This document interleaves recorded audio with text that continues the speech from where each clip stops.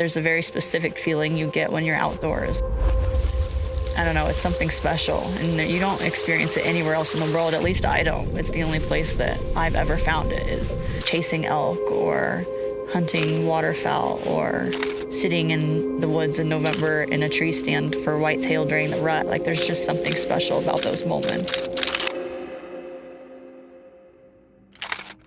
I got started in the outdoors because of my father, for sure. I would say I'm so passionate about it because it's just in my blood.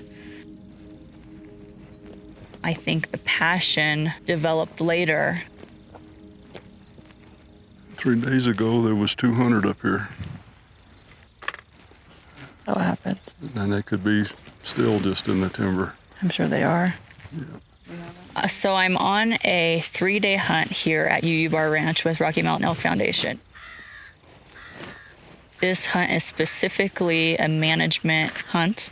It's to take a management bull or a cow. Elk hunting is a special thing. It's almost spiritual. So as long as I'm out here, that's all that matters. We're looking for something specific, very special. And I'm hoping it's this guy up here.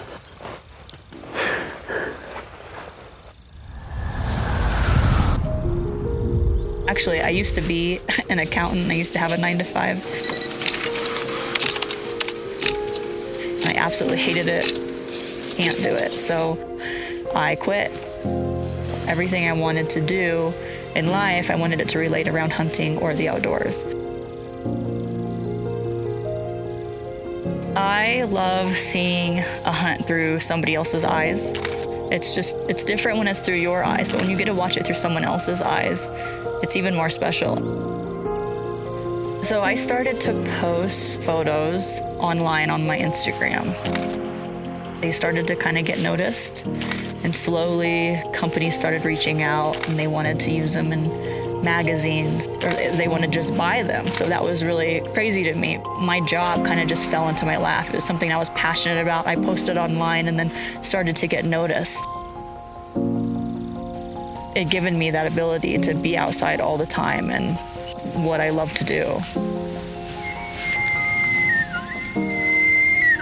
That's the reason I love my job, is because I get to go out and I get to take photos of people experiencing Mother Nature and wildlife the way it should be experienced.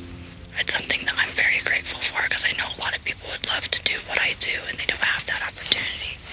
So I'm very grateful for that.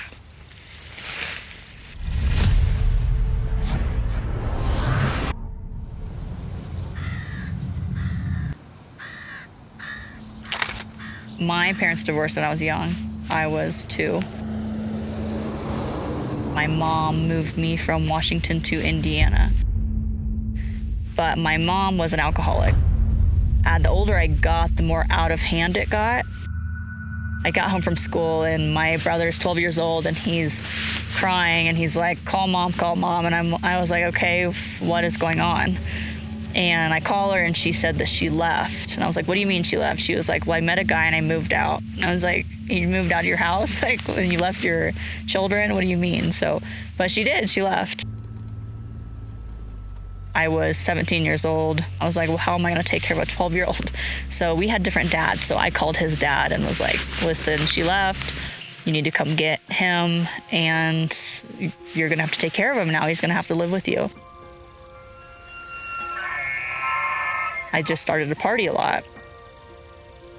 And I eventually ended up getting evicted from that apartment.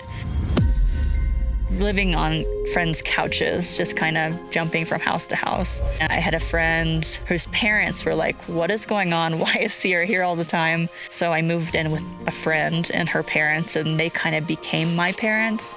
It was a blessing for me. Like, I still consider them my family for sure. I call her my mom. I haven't talked to my real mom since I was 17.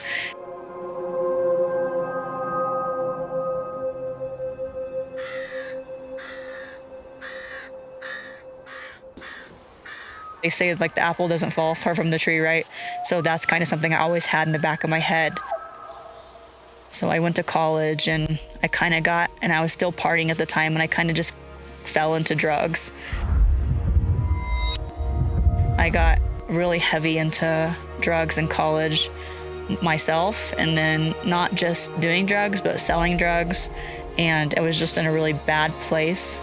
And the only thing that saved me was, sorry.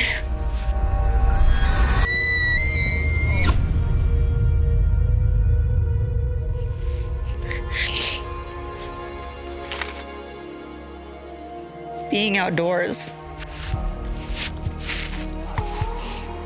I stopped staying up late because I wanted to get up early. I stopped doing drugs because I wanted to have a clear mind. And that's kind of where the transition began, where I cleaned up my life.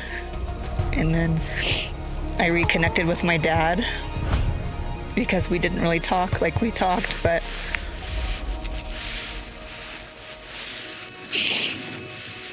we didn't talk as much as I would have liked. And I almost feel like sometimes what I do is an addiction.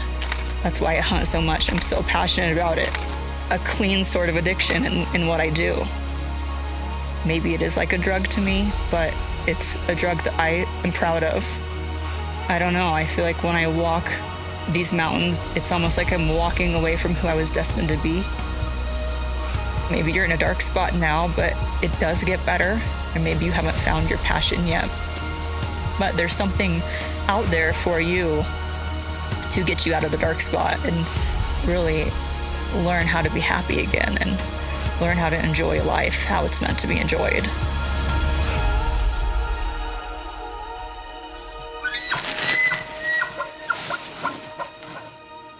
I see him. No. Oh, dang it.